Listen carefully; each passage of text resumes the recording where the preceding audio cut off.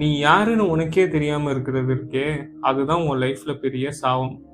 லோக்கின்னு சொன்னா அவர் வில்லனா, ஹீரோவா, இல்ல ஒரு லாஸ்ட் சோலா? அவரோட ரியல் ப்ராப்ளம் பவர் கிடைக்காதது இல்ல, அவரோட ஐடென்டிட்டியை தொலைச்சதுதான். அவர் எப்பவுமே ஒரு சைட் கிக்கா தான் பார்த்தாங்க. தோர் மாதிரி பிசிக்கல் ஸ்ட்ரென்த் இல்ல, ஓடின் மாதிரி ஒர்த்தினஸ் இல்ல.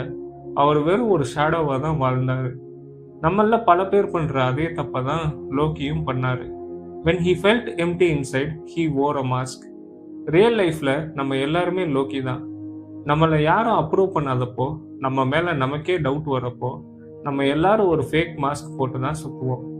philosophy என்ன சொல்லுதுன்னா, when you don't know who you are, you try to become what hurt others. Avengers 2012ல லோக்கி டாமினேட் பண்ண பார்த்தாரு. பட் ஆக்சுவல் ஃப்ரீடம் க்ளோரியஸ் பர்பஸ்ல இல்ல, அக்செப்டன்ஸ்ல தான் இருக்குன்னு லோக்கி சீசன் 2ல கத்துக்கிட்டாரு. லோக்கி நமக்கு சொல்லிக் கொடுத்த லெசன் இதுதான்.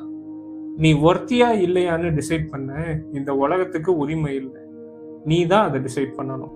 The privilege of a lifetime is to become who you truly are.